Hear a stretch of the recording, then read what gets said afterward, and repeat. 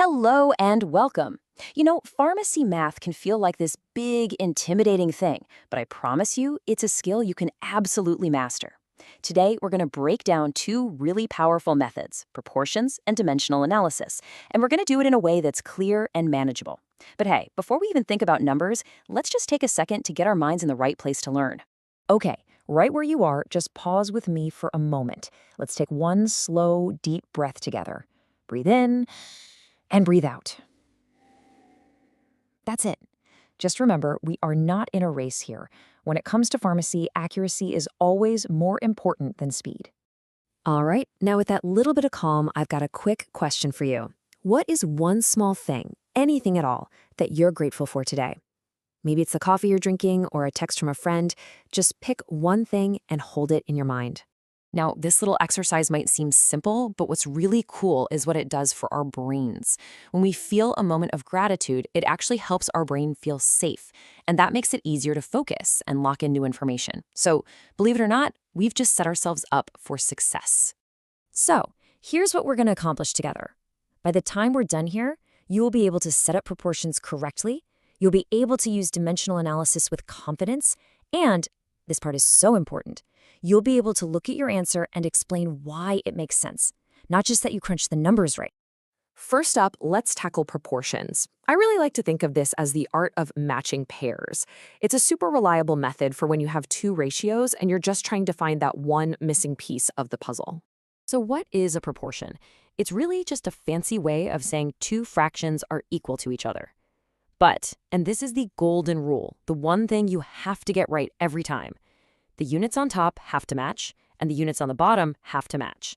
If you have milligrams over milliliters on one side, you absolutely have to have milligrams over milliliters on the other. It's the law. Let's walk through an example. So for step 1, we have our known pair. We know that 1,000 milligrams is equal to 1 gram. For step 2, we have our unknown. We want to know how many grams are in 5,000 milligrams. So we write 5,000 milligrams over X grams. Step 3 is where the magic happens. We just set them equal. See how the milligrams are both on top and the grams are both on the bottom? The pairs match perfectly. From there, it's just a matter of cross-multiplying and solving for that X. Okay, your turn to try. Here's a classic pharmacy problem. You have a solution that's 500 milligrams in every 5 milliliters. The question is, how many milliliters do you need to get 1,500 milligrams? Just pause here for a second and try to write down the setup. Don't even solve it yet, just focus on getting the proportion right. So, how'd you do? Let's take a look. The correct setup is on the left. Notice how it follows our golden rule. We have mg over ml on both sides. Perfect! Now look at the common error on the right. See what happened? The second fraction got flipped. You can spot this error immediately because the units are mismatched. mg over ml on one side does not equal ml over mg on the other. That's your big red flag to stop and fix the setup. All right, let's switch gears to our second tool, dimensional analysis. Now, that name sounds super technical, I know, but I want you to forget the name and instead think of it as telling a unit-canceling story. It's all about creating a path of units to get you from where you are to where you need to be. And this quote says it all, really. This isn't about memorizing a formula. The numbers are secondary. Your job is to focus on the units. If you can get the units to cancel out one by one, they will literally lead you to the right answer. Trust the units. Now, to tell a good story, you need a map. This is our unit ladder for weight conversions. Look at how it's organized.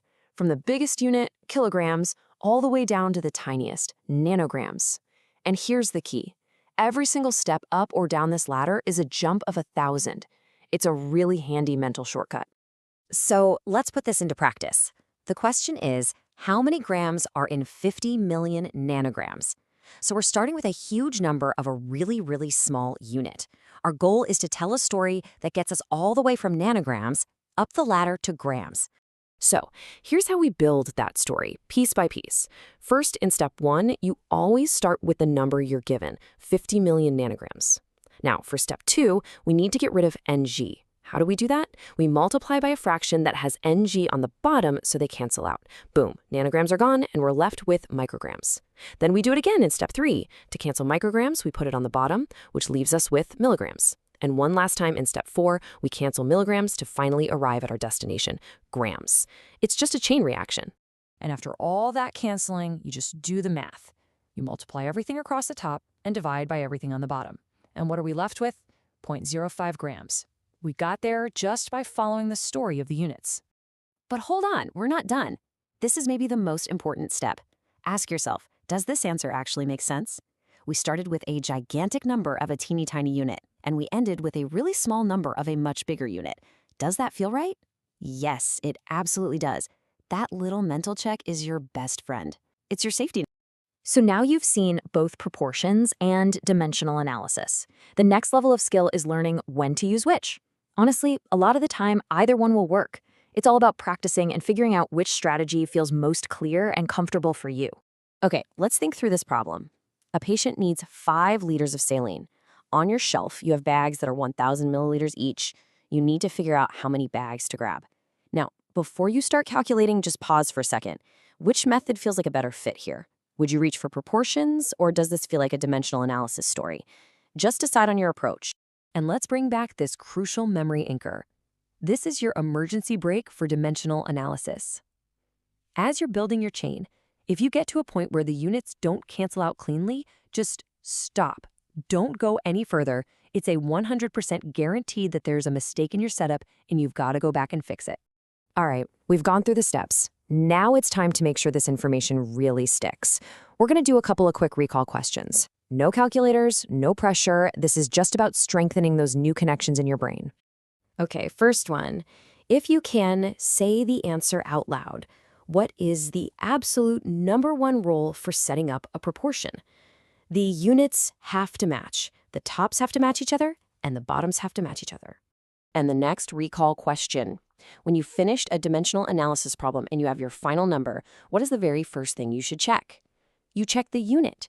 Did you actually end up with the unit you were trying to find? If you wanted grams, did you get grams? That's your first check. I really want this to sink in. What you're doing here, it's not just homework. You are building a fundamental skill that keeps patients safe. And mastery doesn't mean you never make a mistake. It comes from doing it over and over, carefully and thoughtfully. It's about repetition, not perfection. So before you click away, let's bring it full circle. Just like we started with gratitude, let's end with a little self-acknowledgement. What is one thing you feel you understand better now than you did before we started? Take a second to recognize that progress. And please come back and review this anytime you need to. I promise, every single time you do, it will feel a little bit easier. You're doing great.